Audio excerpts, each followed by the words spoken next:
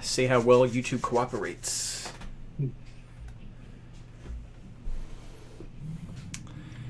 YouTube. Okay. I believe we are live right now.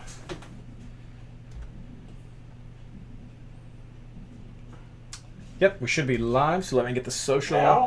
Whoops. Oh no. There we go. Mute that. Let me get the social real quick. No. And we'll get going. Tweet that out. And tweet that out. Got that message, got that. Hit up Reddit real quick. Submit. Add the flare. Right there. Let's see here. 6 watching. Hello, everyone. How are you doing? I'm just... Hey, Felix. Let's see here. Live chat. Just getting everything set up right now. 4 watching. I swear it just said 8. What's up, Patrick? Doing the social, so if you guys could, please do share out the link that's went out there with Fantasy Boss and MLSFI. This is the final round, so if we can get as many people as we can to join, maybe that won't be as good for some people's overall positions or their overall standings, but by golly, this is the community. This is what we do. Hey, Thomas. So we want to have everybody involved as we can. Okay, give it just a second to make sure everyone's joining who is at least going to right now. And then we shall get started. This also gives me a moment to get my windows sorted out. But I got this desk when we moved into the house a couple years ago now. I got this new desk and I have this dual monitor set up, and it's awesome. But I find myself kind of wanting 3 monitors sometimes. So never enough, I guess. All right, let's see here. You all may hear some Baby Roo in the background. We'll see. That might happen throughout the show. But, all right. Well, I think I am ready. Are you guys ready? Yeah, good to go. All right. I'll be getting this ready so that I can text Mrs. MLS Fantasy Boss when we're ready. All right. Hello, fantasy managers, and welcome to the MLS Fantasy Insider. Tonight, we're going to preview the final round of the 2020 fantasy season. This episode is brought to you by Points Per Game, because you know that was going to be a change that MLS was going to make, didn't you? It's 2020. It changed. Sorry. No. I'm actually brought to you by MLSFantasyBoss.com and the amazing Patreon supporters of the MLS Fantasy Insider. You guys are seriously awesome, and thank you so much. Could not do this without you. Wouldn't be as fun without you all, for sure. I'm your host, Reed Connolly from MLSFantasyBoss.com, and tonight I'm joined by my partner in fantasy, Mr. Blaine Riffle. Mike is off tonight because it is his son's birthday, so happy birthday, buddy. I don't know if you'll see this, but Mike might, so happy birthday to you. I'd also like to welcome tonight's special guest, Leanne Malashak from the MLS Fantasy Boss Insider Discord chat. How are you all doing tonight? Good, thank you. I'm good. Yeah, glad to have you all here. Glad to have you, Leanne. She was a little gun-shy about coming on tonight. She does not have as much confidence in her skills, I think, as others in the chat. We're definitely talking Leanne up. So we are excited to have you here. Yeah, I see that look. You're a top 200 player. I know that. You can't hide from me. I just want everybody to know I was pressured into this, so you're going to get what you're going to get. You're going to get some good stuff. That's what you're going to get, because at the MLS Fantasy Insider Discord, the Fantasy Boss Discord, if you guys haven't checked that out, go to MLSFantasyBoss.com. On the right side at the top of the screen, there is a link to join the Discord chat. It's a fantastic place. Leanne is very active over there, as are others. There's some fantastic fantasy minds that bounce around players and ideas, and just general MLS chit-chat. It's always hopping. There's over 400 people who are on that Discord list. So there's multiple channels, different ideas, different games. And we also partner with Total FPL, which is a fantasy Premier League group that I've known from several years in the past, with some Bundesliga stuff and some FPL stuff and lots of things. So check it out. There's things going on all year round. But before we go any further, there is one more special guest, and I'm going to send a text message right now to bring on our final guest. We have been you've been teased about this a few times, and as you may have noticed, I have not been on the show as much during the end of the season, and that's because I'd like to introduce Baby Roo and Mrs. MLS Fantasy Boss right here. This is little Landon Connolly, Baby Roo making his podcasting video debut, sporting his FC Cincinnati team, getting it started very early. But he's not going to be on too long. He's being very good right now, but this is the time when he usually gets a little cranky. So you may hear him in the background, but here he is, Baby Roo, for you all. And he thanks you so much for letting his daddy stay with him during several times at the end of the season. So thank you so much, Mommy. Wave at the nice people. Look at that perfect head of hair. That's fantastic. Oh, yeah. That's right. He came out with a full head. That's fabulous. My kids were bald as eggs. He was quite the talk. Thank you so much. Nice. He was quite the talk of the nursery for sure. Yeah, he's pretty perfect. That's right. Oh, I think so. I think so right there. So, yeah, little Landon Connolly. We'll see. Maybe he'll be a fantasy manager in about 13 years. I think that's the cutoff, 13 or 14. I forget what the rules say of what the minimum age is. I think it's whatever the legal gambling age is in your area. We'll check FanDuel for that. Or ask James. We'll ask James. All right. There was that. Let's move on, though. So excited to have you guys here. It's the final round. Can you believe it? No. I don't know. This has been such a strange year. But I'm not going to go too much into that because we will be having one more episode next week where we kind of do a recap of the season and everything that's gone on. So I won't spiral too much. Let's talk the recap of round 13. So here's some important information I want to get out at the beginning of this recap. First, Patreon swag has gone out. I have sent out all of the main tiers for the domestic shipping. I'm working on the international shipping right now, but I got to fill out forms and stuff for that, and so it takes a little bit longer. So sorry. After I get that sorted out, you can see some of the swag in Blaine's window right there, the MLS Fantasy Insider drawstring bag that came out. We also had, of course, the 2020 sticker and the koozie and bottle opener with there. And then people at our top tier, as you can see in the back of Blaine, got the Fantasy Boss logoed mini soccer ball. So some cool stuff went out this year. I'll probably do the same things next year, get some different colors going on. It'll be pretty fun. But the swag is going out. After I get the international stuff, I will be sending out the monthly scarf winners. And that's pretty much it, I think, for this season. Sorry for the delay, but all the COVID stuff has made things kind of weird, as we all know. If you haven't gotten your items and you are expecting an item, or if you think you got the wrong item, let me know. Shoot me a message on Twitter, or you can send me an email as well. But let me know. I try to award people the prizes for the highest tier they had supported this year, because I know some people changed because of the impacts of COVID, and that's totally fine. I also tried to get people who had to even cancel because of anything that was going on. Maybe they didn't like the changes or just whatever. I tried to get out as much as I could to anybody who was at all a sponsor this year. So if you haven't gotten it, let me know and I'll see what I can do.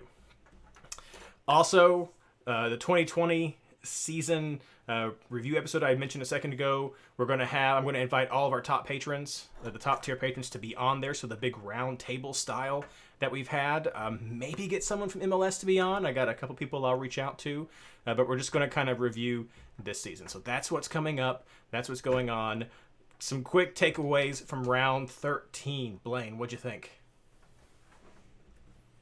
I need to just go with my gut and spend a little more time on this. I had a couple of guys like Tati Castellanos come across my team, and I was like, I got a little more money, I'll spend it somewhere else, or I wanted to save a little money and downgraded to a 4-0 starter. There's been some really interesting stuff going on with the cheap guys. I know Hara for Dallas came up last week on the show. had another great week. Tati was there. Guy I've had my eye on for about 3 weeks and failed to put him in my team any of the time. As Leo from Nashville, who has been on a tear lately. It's just there's been some cheap guys that I've overlooked, and that's my takeaway is I'm screwing up here at the end pretty bad. So don't overlook some of these cheaper options because they're outperforming some of the big names right now, and they're doing it pretty consistently. So find out who these guys are and go get them. What about you, Leanne?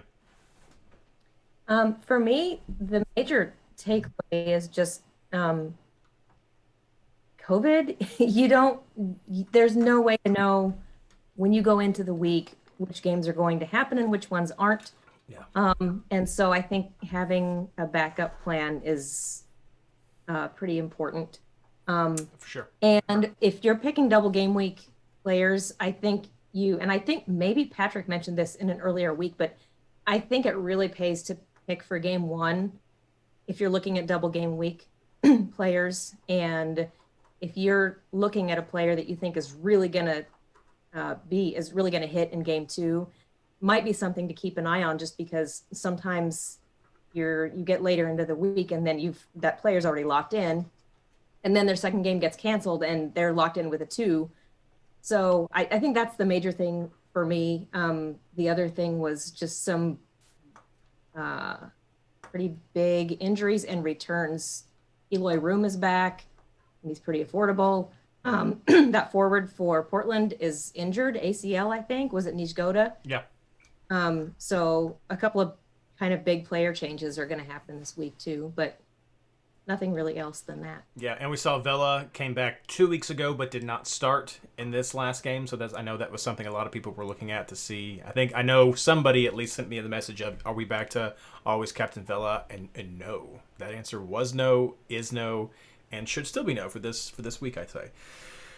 Yeah, I think you guys nail it. The COVID impacts, it's just crazy. You don't know what's going to happen. It definitely has had impacts on fantasy teams, and I mean, it can be frustrating, and that's okay. I'm not going to boil it all down to trivialize what's going on just because of the impact on fantasy. But yeah, no, it is an impact. It is something we've all had to consider when we've played. It's hit me as well. I was hoping for some better performances from guys. I am locked in a very tight battle for first place in the FC Cincinnati League. At the beginning of the season, I had those awful 70-point rounds that just kind of dogged me, and now I'm regretting that right now because I've had some strong 90-point rounds at the very end, but I think I got 95 this week, and the guy who's in first place over me got 99. So it's just these little bits. I had like a 93 one week, and he got 120. That was when I lost first place, and I was like, ugh, crap. So I'm locked in a pretty tight battle right there, and I was hoping for some better second games this week. I did not get that from a couple of my teams.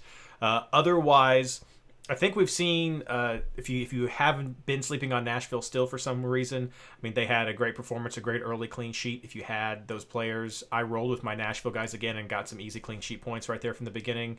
We're still betting against Vancouver, still betting against Cincinnati. Orlando is a team to look at. I hope that comes up in this podcast. They did very well. The midfield is kind of hard to pick with Mueller and Nani and everything. So there's some options there, but there's a lot of affordability there in the field. DC is still a weird team that's very frustrating for me because they're not as bad as they were, but they're still not good. But it's a team you have to watch out. You can't bet against them. That's a take I get. And when I say bet against, I don't necessarily mean they're going to do amazing, but you can't just be like, oh, I'm going to get a clean sheet. It's DC, whatever. That kind of thing. I think they've scored in 5 games running or in every game since they fired Ben Olsen. I mean, I think the rest of the fantasy community, the rest of the league is kind of mourning the loss of Ben Olsen right now because DC is coming back and just their team. I'm not taking a clean sheet against them ever because I don't think they're going to give one up right now. Yeah. That Portland LA Galaxy game I just have to mention was ridiculous. The 5-2. I can't even remember what the stat was. It was like Portland scored 11 goals against the Galaxy. I mean, this year it's something ridiculous that they've had these massive games against the Galaxy, but it's ridiculous how bad the Galaxy have been as well. Otherwise, it's just this massive double game week. You can look through there. Revolution had a massive game against DC again. DC got 3 goals there, 4-3. We're looking at Carles Gil Heel back. We've got Lee Wynn up there. There's lots of talent there with New England. Really, really good stuff. And then Colorado it's going to be interesting to watch them this round. They did have a decent game against Seattle. There's a lot of mixed feelings about Colorado that I'm not going to get into on this show. I think Charlie said it very well on ETR from my point of view, but Colorado had fell to Minnesota and then just had a great game against Seattle. So that's an interesting one. I'm looking forward to hearing how you two talk about Colorado for this week, if you do at all. Anything from chat before we move on? Patrick mentioned COVID cancellations. Brian's talking about Castellanos and Nuhu killed my week. Everyone did better than me. Yeah, they had some good scores there for sure with Seattle and Nuhu. Ryan Anderson. Distracting myself. Oh, you didn't say anything. I thought you had some stuff there. Thomas, 113 points and 60th overall. That's amazing, Thomas. If anybody else has some good scores, let us know. I got 95. Did you guys do well this week, Blaine and Leanne? I had a 98. Oh, nice. 99 here. So see, this is what happened to me. I'm like 95. That's great, and then these guys pull these 98s, 99s. That's what I expect. That's what I expect from everybody here. I am leading the experts league though, so I got my good head-to-heads there. Yeah, 101s, 106s, 95 for Patrick, so 96 for Brian. Fantastic scores. I mean, this is the kind of stuff I see from a lot of people who listen to this podcast and are in this community. So you guys are doing fantastic. Let's move on to the housekeeping because there's a lot to say about the housekeeping. End of the year fantasy podcast. The awards. We're going to give out some awards in our next podcast as well. We're going to do things like the Fantasy Defender of the Year, the MVP. We'll do some of the stuff like worth the money since we've had some ridiculously priced players. Had some other suggestions thrown out to us in Discord. Anybody who's listening tonight, send me a message on Twitter. If you have some suggestions for the kind of awards that you want us to hand out on the next podcast, what I'll do is I'll make some polls, post them on Twitter to get the responses from people. We'll use that in consideration for how we decide. So there may be some things that come out of left field, but we want to get as much community feedback as we can for some awards. So send me your ideas, and then I'll put those out, and we'll hand out some fun stuff next week. For sure. COVID spoons or something like that. I don't know. Instead of wooden spoons. We'll see what happens. Round 14. The final round of the MLS Fantasy season starts Wednesday, November 4th. That's after Election Day, so be sure to vote. At 7:30 p.m. with Orlando versus Columbus. A bunch of games. 6 games that week? So I don't have my... right here. Yes, 5 games. 5 games on Wednesday, and then we have another round of games on Sunday, November 8th. About half of them start at 3:30, and then the next half start at 6:30 p.m. Eastern Time. So 2 chunks of games right there. This is a double game week, which is maybe not the first time we've had a double game week for the final, but the only one I can remember in the past several years. Sometimes we've had teams on buys, but it's a double game week for several teams this week, so keep an eye on that. Those double game week teams are Orlando, Columbus, Minnesota, Chicago, Nashville, Dallas, Portland, Colorado, LA Galaxy, and Seattle. And that is everybody who is playing on Wednesday is playing a double. The double home teams are Orlando and Minnesota, and the double away team is Colorado. So interesting there. Teams on a bye, nobody. Absolutely nobody is on a bye. Again, asterisk, COVID, we don't know what might happen with that. I'm also going to mention the playoffs are coming. It's been changed to points per game, as we mentioned at the beginning. Kind of silly, but it's been changed. And there's several teams who've already made the playoffs, some teams who are fighting for the playoffs, but whose ranking in the playoffs could change based on this week. So Crossword over in the Discord had an amazing post about this. I'm going to go through it real quick here. I'll also post this screenshot on Twitter for later, but want to make sure this information gets out there. So teams with the first round bye, the highest ranked team in each conference at the end of the regular season earns a first round bye in the playoffs. Philadelphia is fighting to retain the first place rank in the Eastern Conference this week. Toronto is second and is in the hunt for first place for Eastern Conference. So two very important games for those teams this week. Portland is fighting to retain the rank of first in the Western Conference.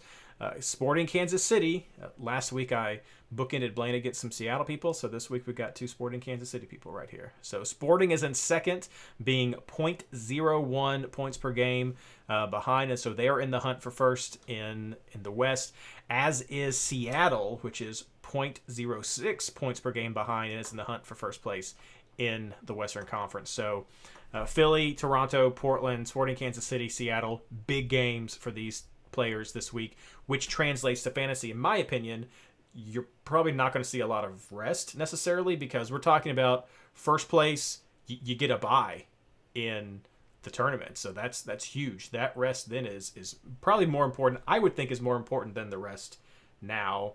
I don't know. Maybe that depends on what you might end up playing. Teams with the first round home game. Minnesota is currently fourth in the Western Conference, and they want to retain that home game. LAFC can move into fourth and take that home field away with a win and two losses or cancellations for Minnesota. So if LAFC wins and Minnesota gets two losses, then they would lose that spot.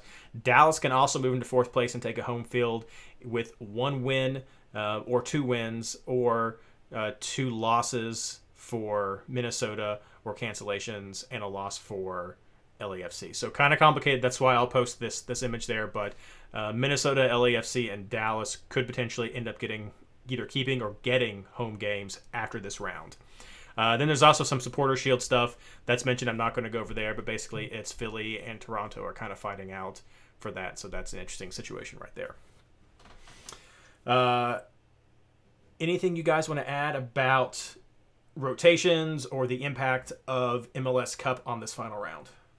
So the Western Conference standings are something we're both kind of been up on. Those top three teams are pretty fluid. If there's a loss, if there's drop points anywhere, anybody in the top three can leapfrog. But I looked it up today. Portland is playing 4-11. 4 games in 11 days to finish this season out. They will finish on 23 games. Sporting has one more to finish on 21 games, and Seattle will finish with 22 games playing this double game week. So I think for Portland, there is a definite emphasis on getting that bye because they are playing a lot of games down the stretch. 4-11 is tough. I think it'll be 5-18 if we go playoffs that next weekend, if they happen to drop points. Right now, where we're sitting is if Sporting beats RSL and Portland and Seattle both drop points in one of their games. It just has to be one. Sporting would leapfrog into that bye round. So I expect Sporting to throw everything at this game. Portland's the big question mark for me is what they're going to do rotation-wise, because this is a lot of congestion. I don't think Seattle's had it quite as bad, but they've still been playing a lot of games. So I see both of those teams fighting for it, but I can see some tired legs for both of the Cascadia teams coming into this round.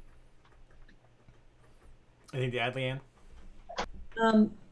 No, I think that not really. I think that summed it up really well. The only thing I was thinking today, looking at the standings, was just watch further down in the list of playoff teams. Watch who has already clinched and who hasn't, because that's where you're going to maybe see teams resting or not resting players.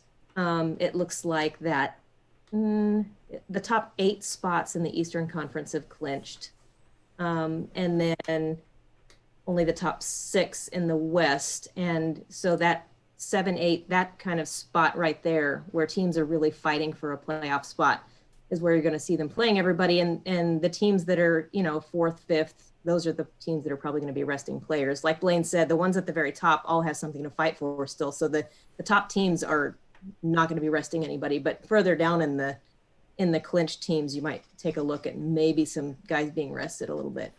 Yeah, and the big impact really comes there with Colorado, with what their results could be with LA Galaxy and Vancouver potentially getting in, which have been teams that we've been betting against all season. So that would be kind of wild if they make it in. And then I think, if I'm remembering some of the conversation, yeah, up there, Montreal, Chicago, Atlanta, Miami, kind of all in the fight for the final spots there in the East. So definitely some jockeying going around there. Those teams, it's also an important week, but we were just focusing on those top tier teams right there. Yeah, very good to point out. Yeah.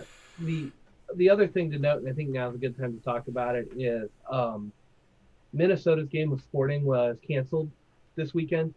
Minnesota had 2 players test positive, and I haven't heard any updates on that since then, if those were the only 2.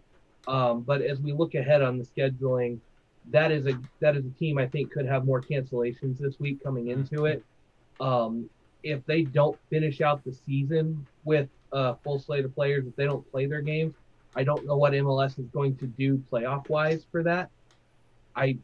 Colorado had it hit and it was worse, but they missed 31 days.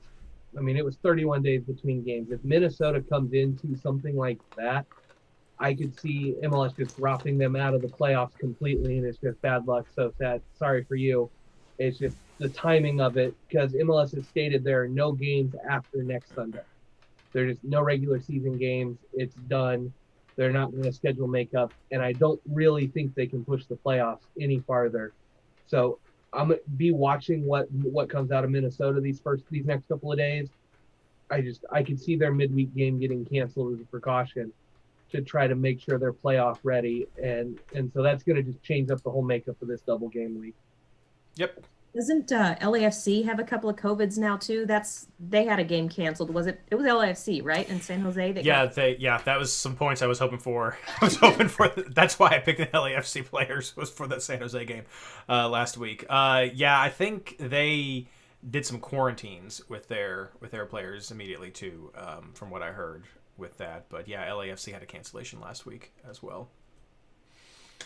We mentioned injury news. I think Nezgoda was the biggest injury that came through there with that ACL.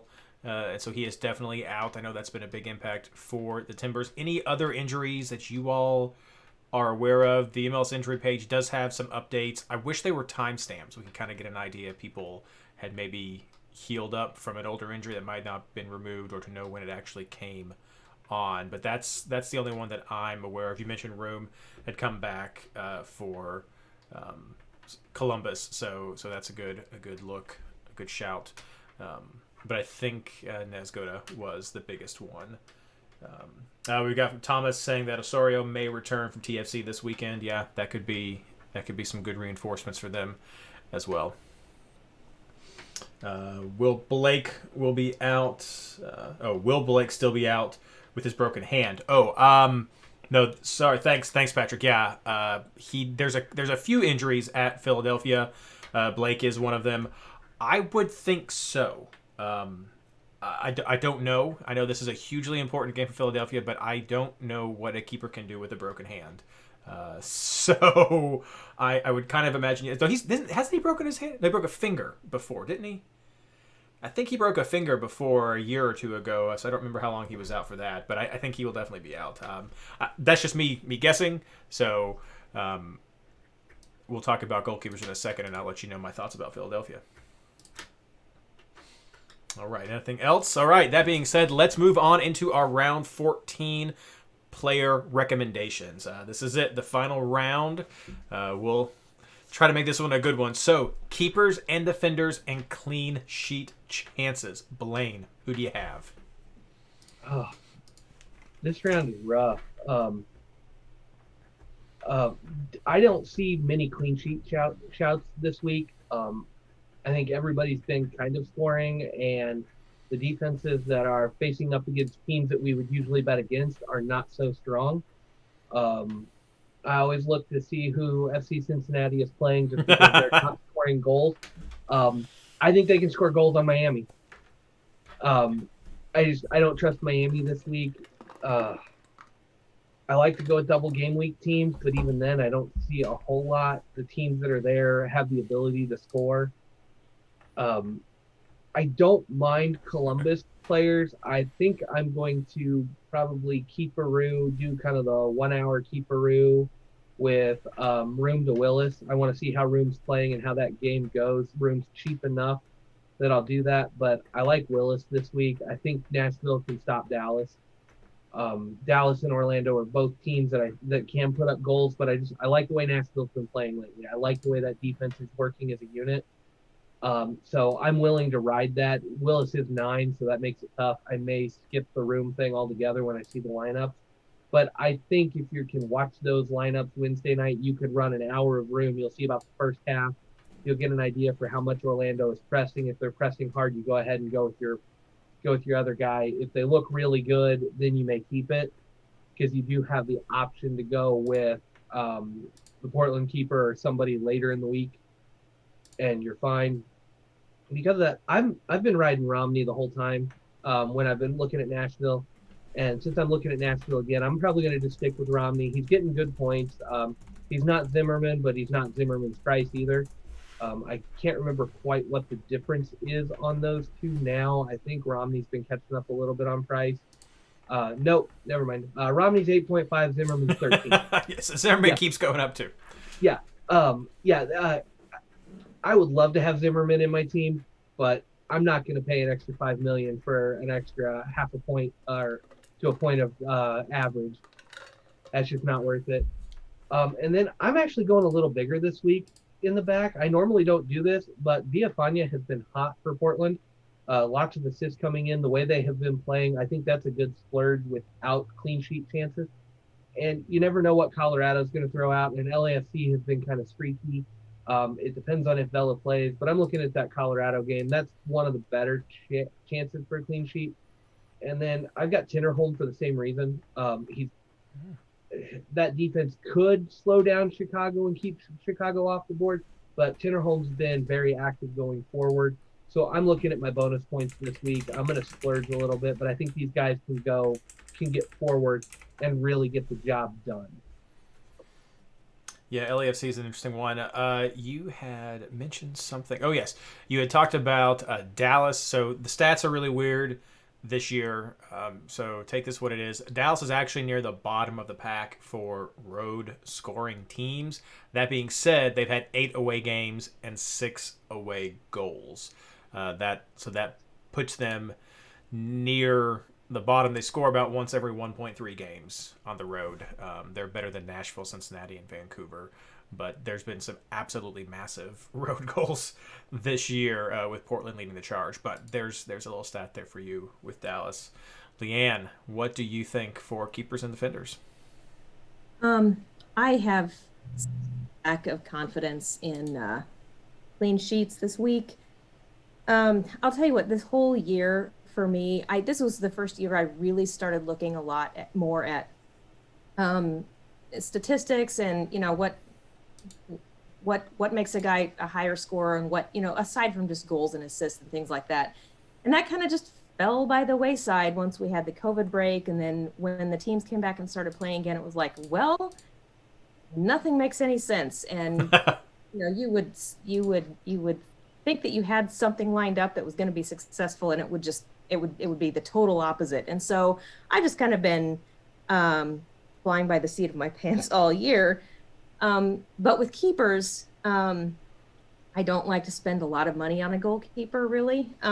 And with these, with the schedule the way it is this week too, there's a couple of chances to see both games for somebody, and then pick a second guy after you've seen both of somebody's scores. Right now, I've got.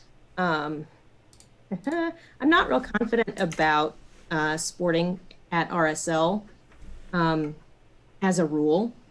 So this is my only Sporting player, but I've got Melia thrown in there right now, and then I've got Eloy Room down there sitting on my bench, and I'm going to see what he does. And if I like what he does, then I won't have to play Tim Melia at all. But that's where I'm at right now. I was looking at Bill Hamid earlier today just as a possibility to throw in there. I don't know. I really don't trust I don't trust anybody for a clean sheet, so I'm not really sure where I'm going to go, but that's where it's at right now.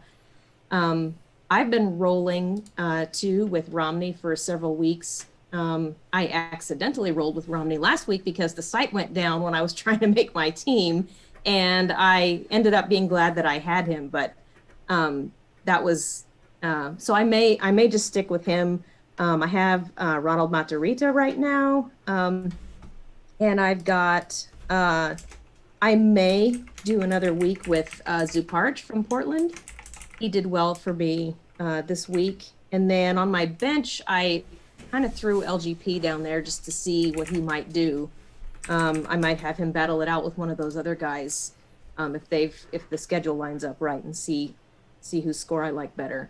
So that's where I'm at right now. I looked at Donovan Pines a little bit, but wow, DC is just a total mystery to me. So I really don't know. I really don't know if that would be a move I'd be brave enough to make.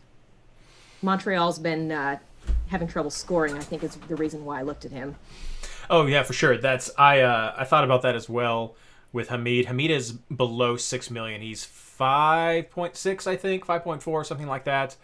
So definitely a value, but there is that risk that you mentioned. Yeah, Montreal can score. They've not been amazing. Usually, they haven't been shut out much this year, I don't think, up until the last couple of weeks, and now all of a sudden their goals have just dried up. So Tyler's has a comment that says, "Don't fall for the Pines trap, Leanne. Don't fall for the Pines trap." No, I definitely like your thought of room to Malia. For me, I think there are some awesome opportunities for keeperoos this week, with the Saturday games being the 3:30 chunk and the 6:30 chunk with these double game weeks. I think the three primary double game week keepers you're going to look at are Galise for Orlando, Room for Columbus, and then also Willis from Nashville. I think those are the three top keeper picks because Blaine, yours is actually scary for me. The Room Willis is very scary. But if you go with either of those three players, you can preview their whole first double game week, and you can preview their 3:30 game, which should end around 5:30-ish. And then you have your 6:30 games to pull your second player from if you want to do that keeperoo. So you could go. I've just kind of thrown in a warm body right now. I threw in Merrick with Houston kind of betting against Colorado, but you could definitely. I wasn't really confident in LAFC. Malia would be a decent option. They're 7.4, I believe. Malia is. Fry is a good option. I think he's 7 something. Maybe he's 8 now. But some good options right there. Those would probably be the ones I'd look at for that second round. If you were doing a keeperoo, look at Seattle, look at Sporting Kansas City.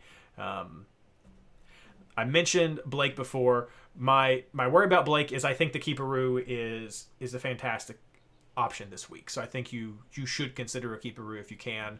I think there's some ways to save budgets, especially with all the 4 million defenders that you can get out there, or cheap. I mean, you've got Sweat at Miami, who plays and is cheap. You've got Bresson at Dallas, who's only 6 million.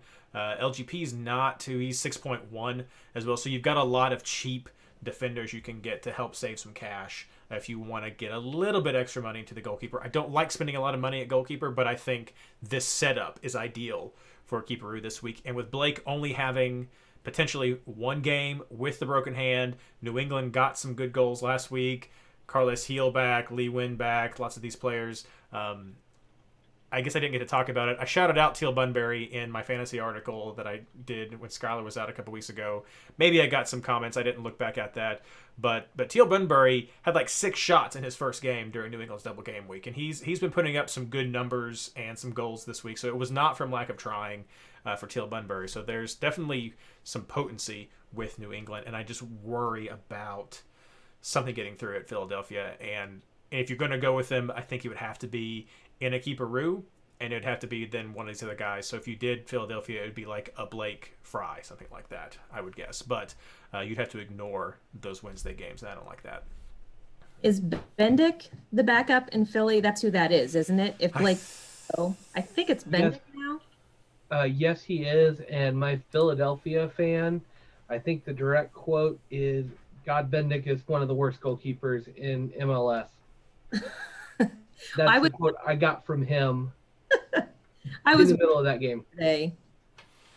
Yeah, I was working yesterday, and I had to listen to the TV coverage of that game, and so they did talk about. I think on Columbus's second goal, they were talking about when he knows he should have done better on that, which is kind of code for he probably can't do better, but that wasn't a very good piece of goalkeeping. So there's the update from Tyler. A fractured thumb for Blake. So yeah, I mean, maybe if it was one of the main digits, you could just bandage that thing up. But that one's pretty important. So yeah, probably. You can't play goal with the cast on or wrapped up. You got to be able to catch the ball. So yeah.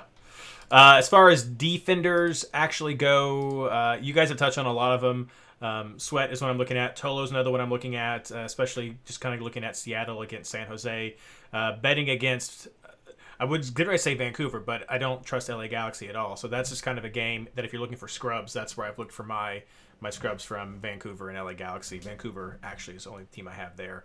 But taking Seattle against San Jose is one you can look at for your defense. Dallas with Bresson, again, some of those cheap players we've already mentioned. LGP, some options there.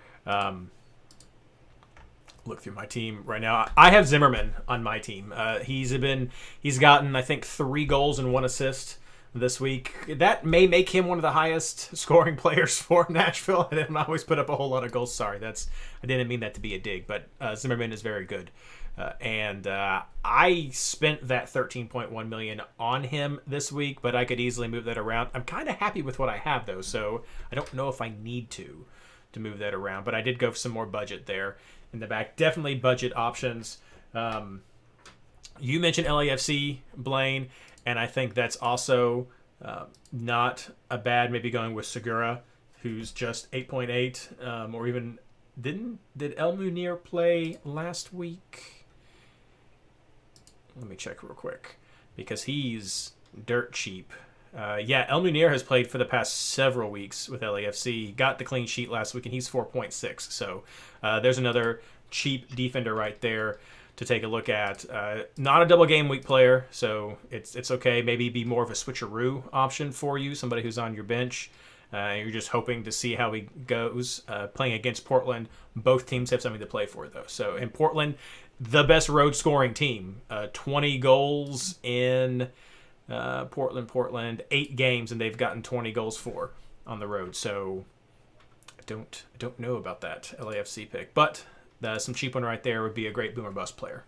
Preview for that section. Let's move on. Anything else, chat, that you want us to talk about? Anything else you guys want to mention before we move on? No? All right. Excellent. Let's move on to midfielders, Leanne. My midfield, normally I pretty much every game week I have the inner struggle. Do I go Pozzuelo or Ladero? Because I never feel like I can justify having both of them and use up that much of my 125. And so having said that, I don't have Ladero right now. That might be a huge mistake, and I'll probably chicken out and end up putting him in anyway in the end. But I do have Pozzuelo. Lewis Morgan is like a drug. I cannot quit him. I will probably have him on my team every week until he's out of the league now. So he's your, like Blaine, he's your Zardes. Yeah, he's my Zardes. So I'm rolling with Morgan for right now. I have Jamiro Montero right now, and I also have, because I spend most of my money in the midfield, and my only cheap midfielder right now is Chris Mueller. I saw, though, that he didn't play in their last game, and I'm not sure why that is. If he just was rested, or if he was suspended, or if he was hurt. I didn't bother to look. But I do want to have a little bit of Orlando in there somewhere. And so right now he's 7.6. I thought, well, I'll stick him on there, and then I'll see what the deal is if there's some reason why he didn't play last week. At least I think that was Mueller that didn't play. But that's what I've got going right now. I haven't heard of an injury for him. I assumed that was just resting for the upcoming double game because they had a double last week.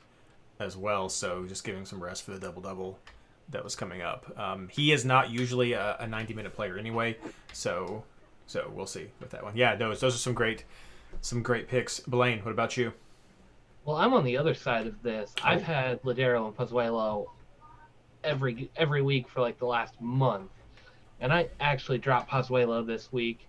I couldn't give up Ladero on the double game week. That was too tempting. I know the price is there, but he's also playing LA and San Jose, which is great chance for 2 points, or for a lot of points on those. That's two really good games.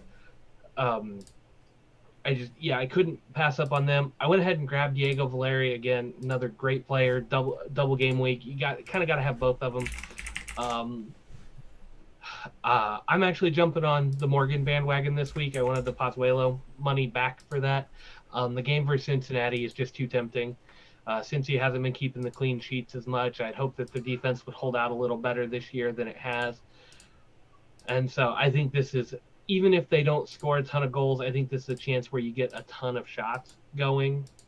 I am going to go ahead and pull the trigger, and I'm going to bring in Leo from Nashville. He has got 4 goals and 2 assists in his last 6. And at 8.1, playing the double game week against a Dallas team that can be streaky and their road form is not the greatest. In Orlando, whose defense is hit or miss.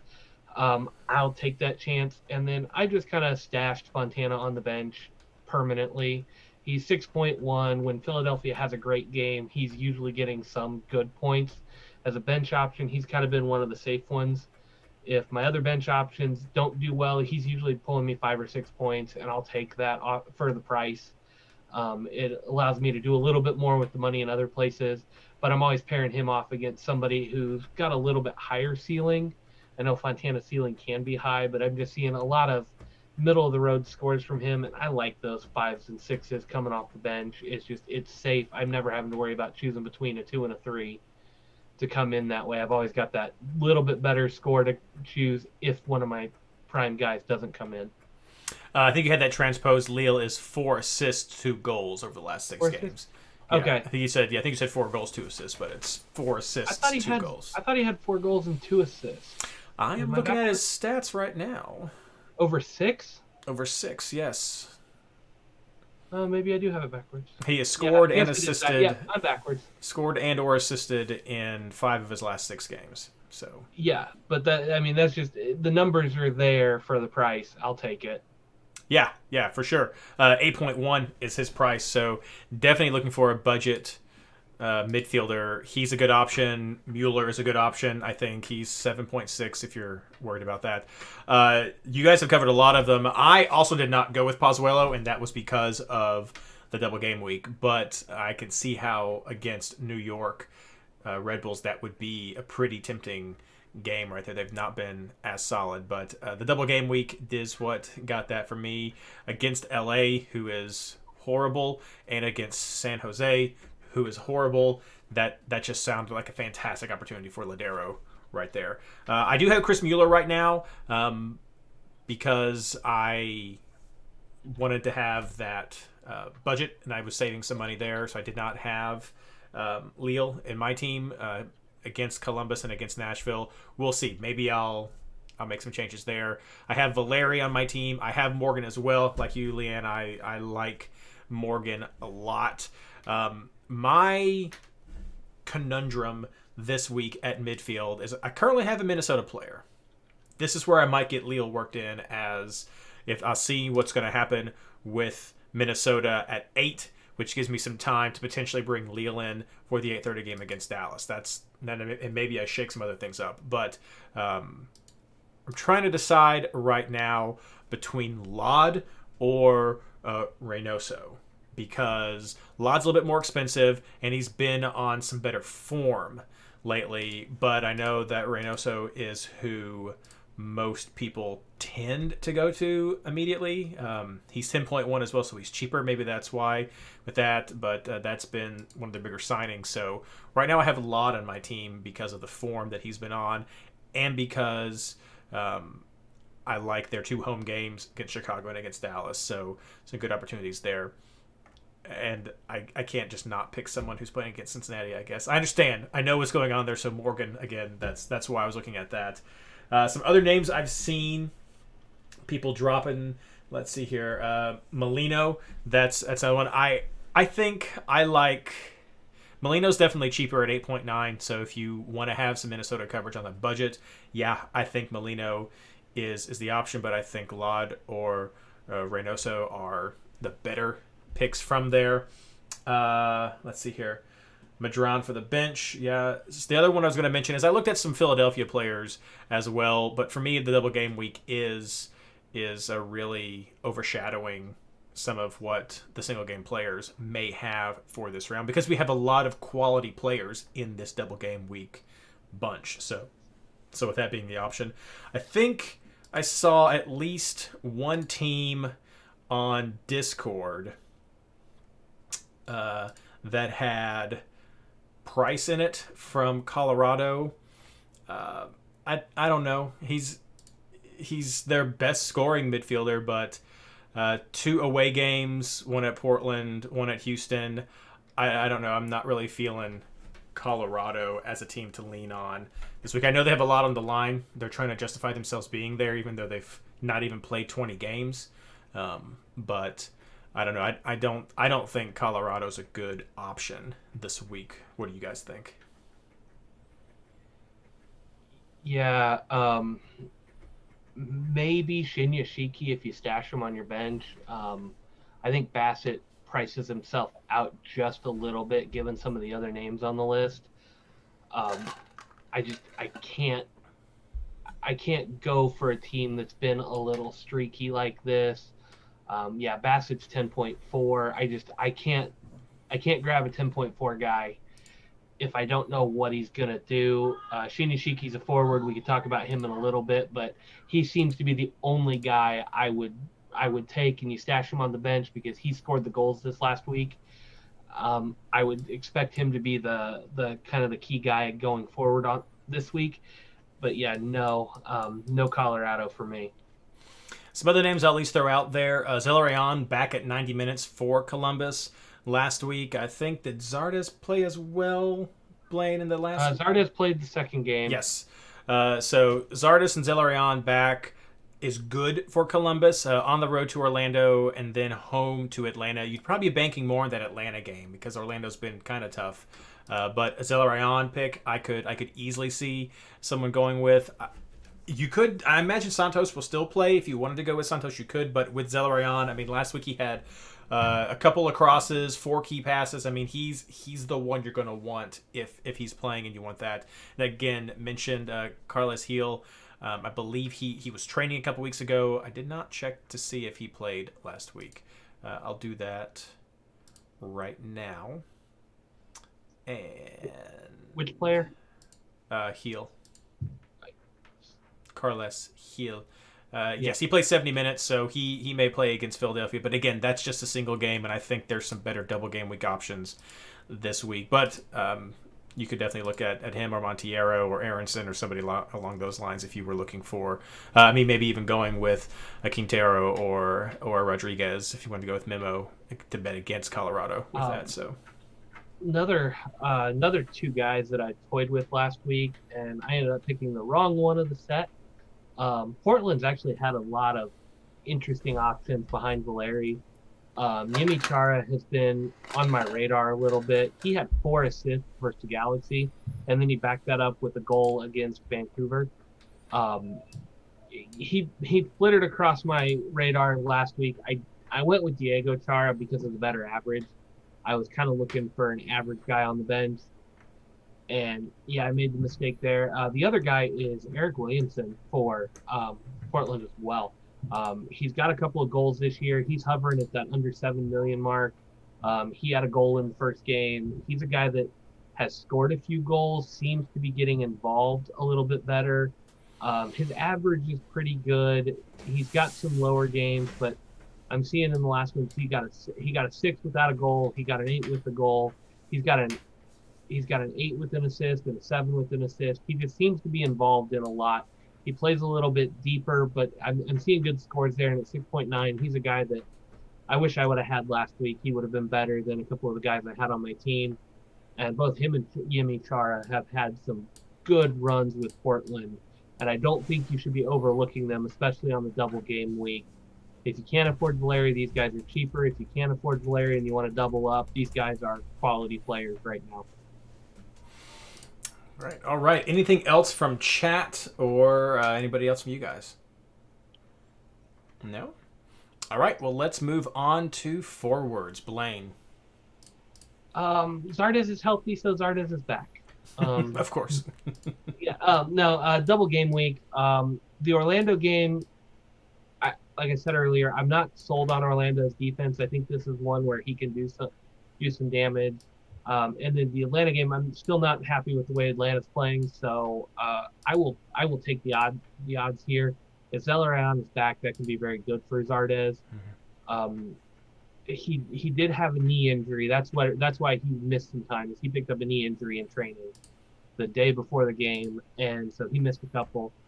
But yeah, no, he's back. Double game week. I think honestly one of the best double game week forward options you can get outside of maybe one of these Seattle guys. I don't know about that.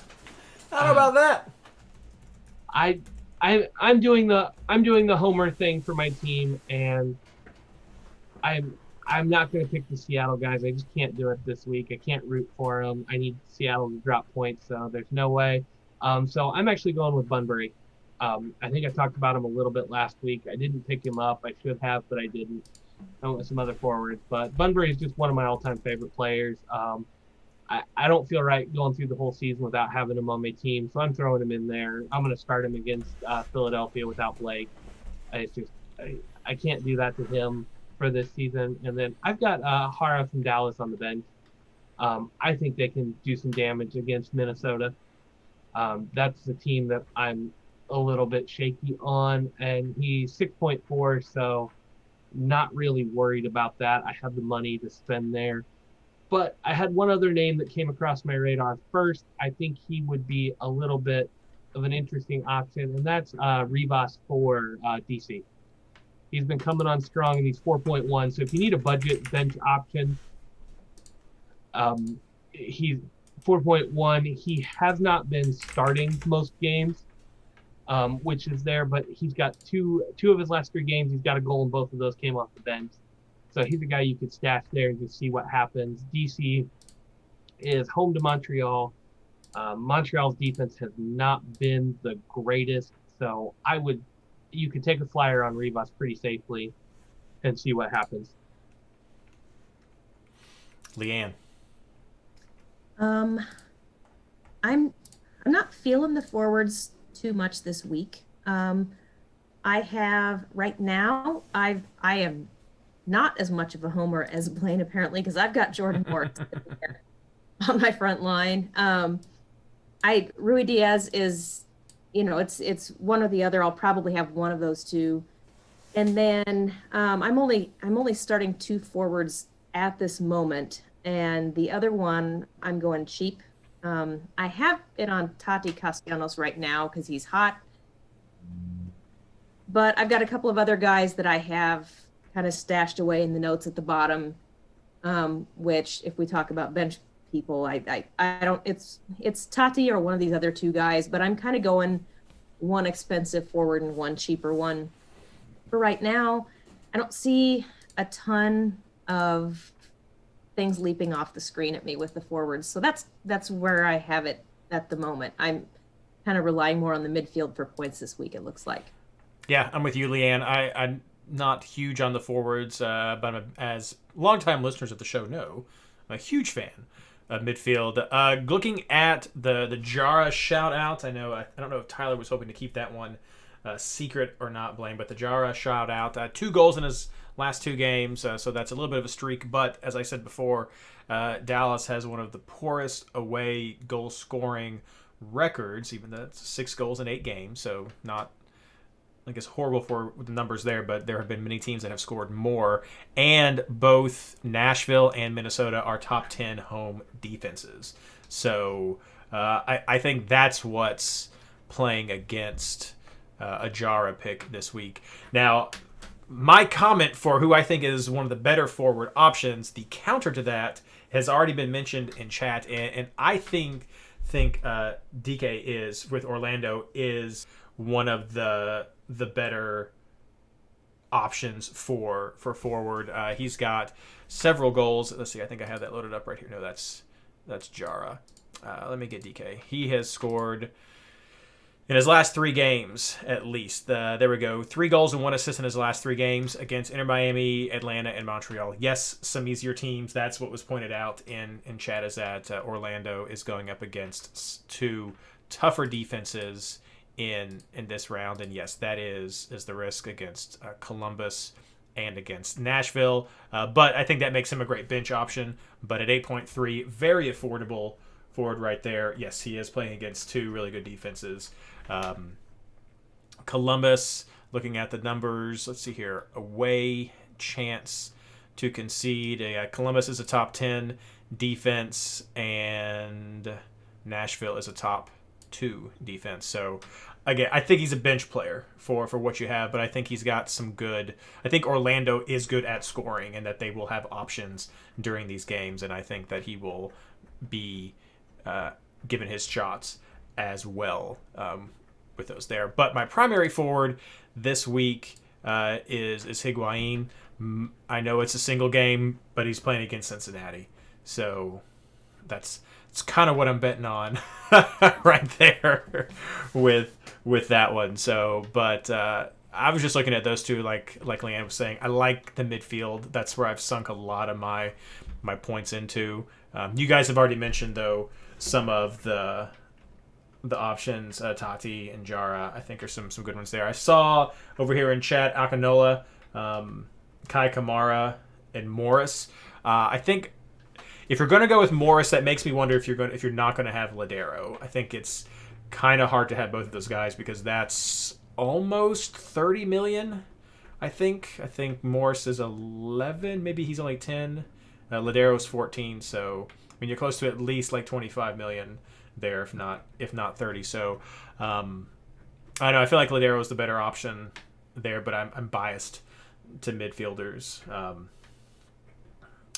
Took both Ladero and Morris, budgeting everywhere else. And see, that's Thomas's comment in chat. Said he took them both and he's going to budget every place else. And you probably can this week if you're looking at Mueller as an option. If you're looking at some of the budget defenders that we've already had, if you're looking at Lille as some of the options there, I think you definitely could do that. That's what I've loved about this fixed budget is at times right now. I mean, Zimmerman's a 13 million defender, almost as much as Ladero. We're having to decide not just are these guys good, are they going to get me points, but is it worth it for the points they're even going to get me?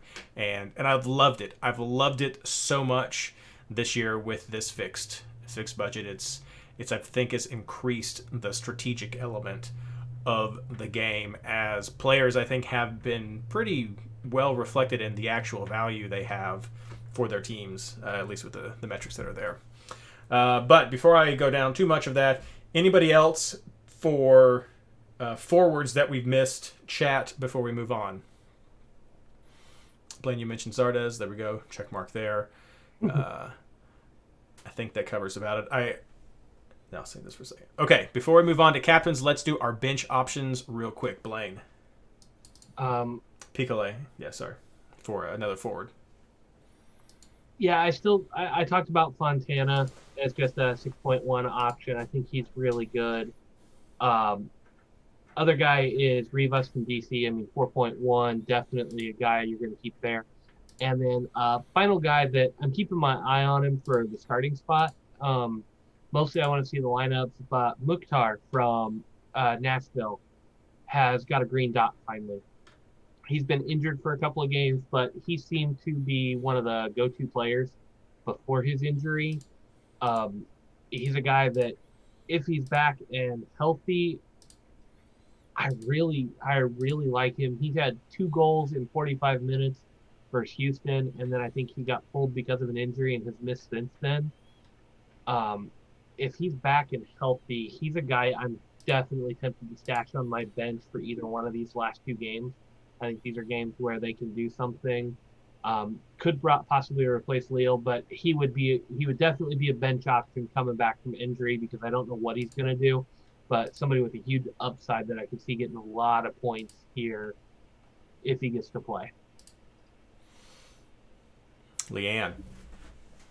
A lot of the notes that I made for this section are players that we've mentioned, kind of going through it. I too looked at Andrei Shinyashiki as strictly a bench option. There's no way to know what Colorado's going to do. You know, I think we would all have just bypassed that entirely if they hadn't played well against Seattle. For sure. You know, not having played for a month and everything, but he put up some pretty good scores. So I have him as a possible bench option. Daryl Dike also, looking at that. Those are probably the two guys, if I don't go with Tati, that I might roll with one of those two guys too.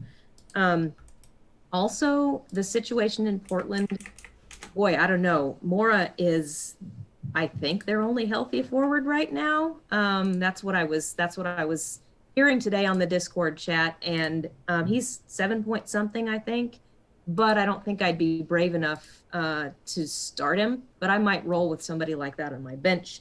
Jimmy Chara also, I think, is a good. Isn't he in the sevens still too, Blaine? He's not that expensive, I don't think. No, he's 9.9 after the week. Oh, he's gone up a little bit then. Okay, he's 4 assists this week. You can't really ignore that.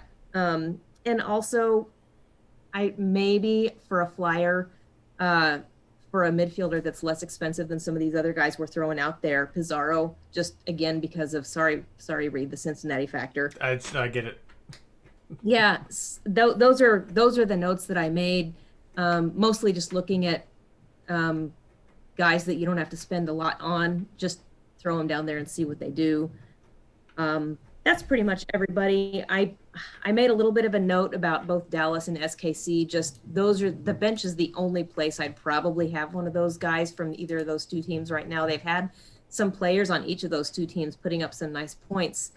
But again, I don't ever really know what to expect from any of their players, whether they're going to go out there and, give me a 1 or if they're going to, throw up a goal. So, and SKC, I just don't trust in Salt Lake City. Otherwise, I'd roll with one of their players probably too, because they're going to be fighting for that top spot and they're really going to want that win. But historically, RSL's not a great away opponent for Sporting, so don't have any of those guys right now. That's interesting because I was thinking the Sporting Kansas City midfielders could be a good option because RSL has been not a strong home defense. They're in sort of the bottom 10 with home defenses, and Sporting has done fairly well at scoring on the road. So I saw their players as more of some bench ones. I couldn't justify him for the price, and that's why I didn't bring him in. But I actually like Toledo this week. I just think there's better options around the price point. He got a 9 in the last game with only an assist. He got 2 points per minute, and then he picked up 4 bonus points. And I know Reed and I have gone back and forth on this. Toledo being a playmaker, he hasn't put up the bonus points this year. I'll give Reed that. Thank you. But the way he plays, it has the potential for a lot of bonus points. The way RSL plays, I haven't watched RSL enough. I don't know if it's going to be one of those, but I can see this being another game where Toledo could put up 3-4 bonus points again. You pair that with an assist or a goal, you're looking at a 10-point week. A 9 without a goal from the forward is a huge week. And I can see that being there. I just can't justify it at the price point. You never know. I get the idea that Beckerman's going to try to end his career with a red card. I don't know when he's going to retire, but I see him just, if it's going to be his last game, I see him walking off the field under a red card.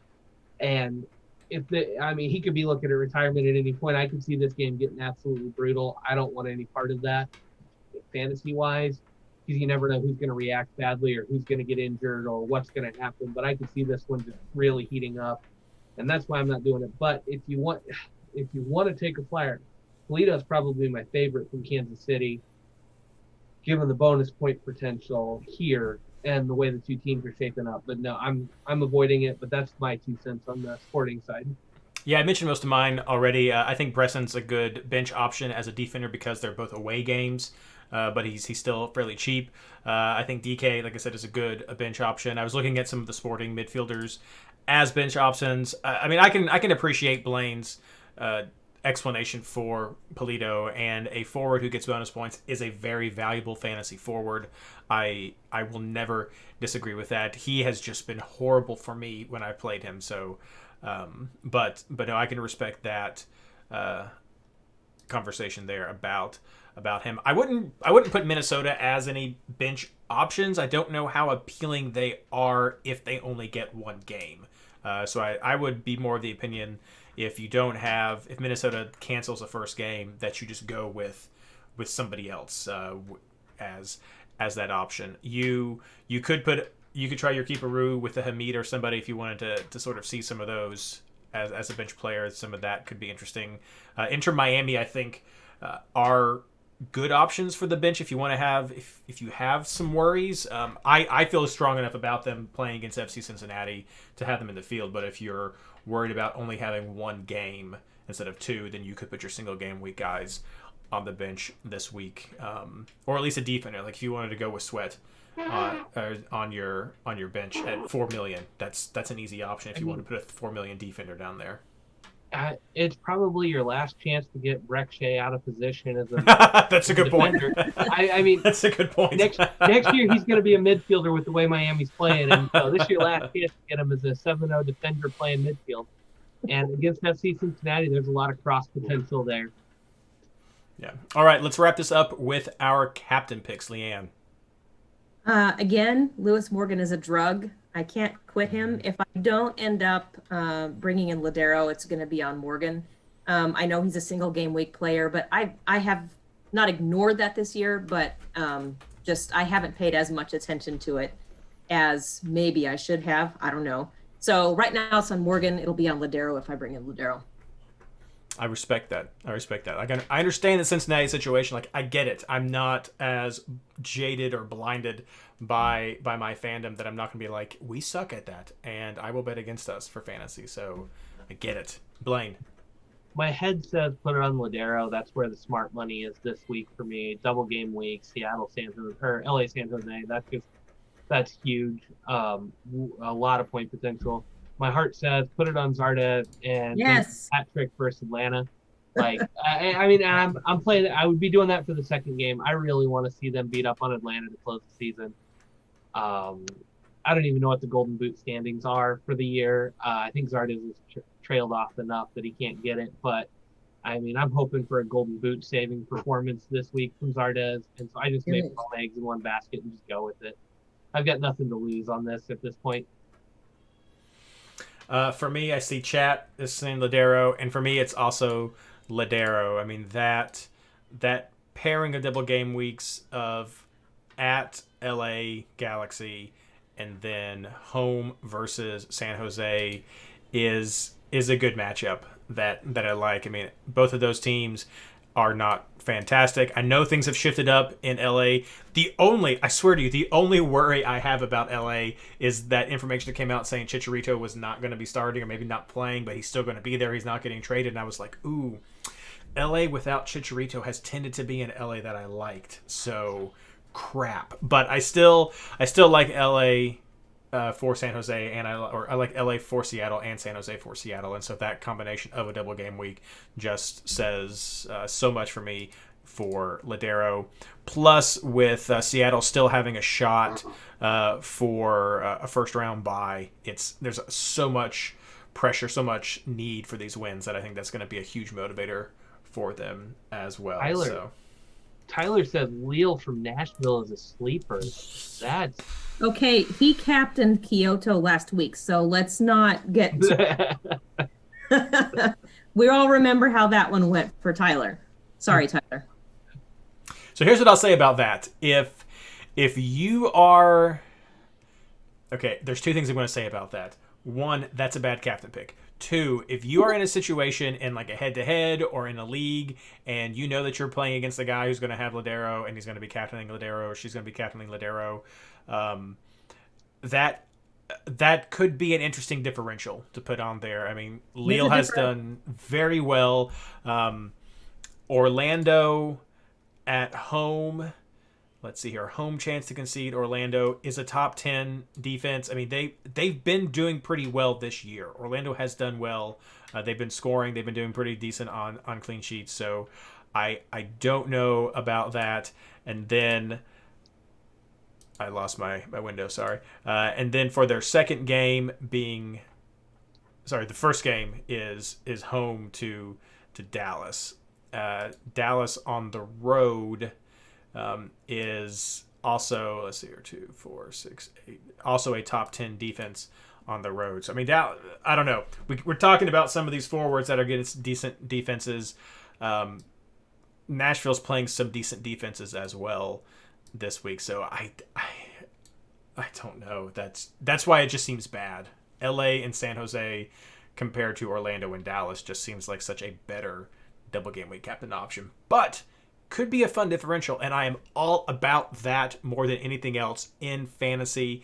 Is if it's fun, do it. That's what this game is for, and that's what I encourage. So Tyler, if you do that, I expect you to brag about it in Twitter and chat or anything next week if he does better than Ladero. So he likes 1. That's a bad captain pick. Yes, no, that's 1 and 2. There you go. All right, chat, send any final questions you have because we're getting ready to wrap this thing up. It's been great having you guys tonight. This season has been amazing, to say the least. Amazingly crazy is what we have. So, but we're going to be doing one more episode. Next week is what's on the schedule. It may shift, but I'm planning for it to be next week. Get the round table on here, talk about fantasy, send out our awards, just kind of kick this thing off appropriately as then we reset everything for 2021. Anything you guys have for plugs, Blaine? Yeah, I'm gonna steal Patrick's line because I know Tyler JoJo liked it. Got to risk it for the biscuit. This is the final week. If you haven't hit your goals, if you're fighting for them, a Lille captain pick maybe a little out there, but if you know everybody's going Ladero, do something different. Maybe it's Morgan, maybe it's a forward you really like this week. If you're trying to hit your goals, take risks. Don't play it safe. Don't go with the crowd. I think majority of people are going to have Ladero. Pick a different captain. Go with the differential. If Ladero has a 12-point game and you get a hat trick from a forward, you come out ahead. I don't care what it is. It may not be the smart move, but you come out ahead. If you lose a little bit of ground, I mean, what do you got to lose? I mean, if you're trying to get into the prizes, if you're trying to just hit your goal, top 200, top 500, top 1,000, whatever it is, go out, throw caution to the wind, go try to hit your goal. If you do it, you'll remember it forever. If you don't, well, you probably weren't getting it anyway. So what do you have to lose at this point? Go make a memory. Right, Leanne. Not much. Just want to give a little holler to the Discord chat, especially if we have any girl players out there. A lot of the time, it's just me and a bunch of dorks talking about and not a whole lot of girls over there. So if you want to get your wife or your girlfriend involved, or if you are a female player and you're not on the chat, go ahead and join us over there so that some of those guys will stop calling me mom all the time. Oh my gosh. Also, just the kids over at American Soccer Analysis. I'm in a keeper league with a couple of those guys, and they are super helpful as far as helping you find stats and things that you need, information that you want on your players. So that's a great website. I know everybody says that, but it truly is a great resource. All right, there we go. Yeah, definitely check out the Discord chat, MLSFantasyBoss.com. Been a little quiet this year, but that's just because Baby Roo and COVID. I didn't have all my spreadsheets and charts. Everything's flowing like usual. But next year we'll, like I said, we'll get things reset, have the primer come out, we'll get everything going as normal. Fingers crossed for next year. But yeah, check out r/fantasy MLS. If you're in one of the leagues, by gosh, please be sure you have followed the instructions and you have registered for be eligible for a prize. I've seen people who have been joining throughout this season, the last few weeks, joining in either the r/fantasy MLS or the MLS Fantasy Boss official leagues. Those are all prize leagues that I have. We give out MLS gift cards to the first, second, and third place player in those leagues. We also have players who get prizes in the Patreon league, but that's limited to only our Patreon supporters. So I have all your information, but if you have not signed the registration information to be eligible for a prize for the r/fantasy league or the MLS Fantasy Boss official league, please do that. I've sent it out as a tweet. It's on page 2 of MLSFantasyBoss.com. And just the simple reason I do this is because if I can't contact you, then you can't win a prize. And I can't do that through the fantasy interface of reaching out to players. So if I don't know your name or don't know your Twitter handle or don't know your email, I can't give you a prize, and that's just, I just can't. So this is how I ensure that I can contact people to let them know that they're eligible. You still got to respond back to me and accept your prize, because if you don't do that within a week, I don't give it to you. But please do register. You still can. I mean, I don't turn it off. It's fine. And that's all I have. Thank you so much, everybody, for listening tonight. Good luck so much on this final week for those of you who are trying to get your stretch goals or any goals that you have. It's been a blast. See you next week, and once again, good luck.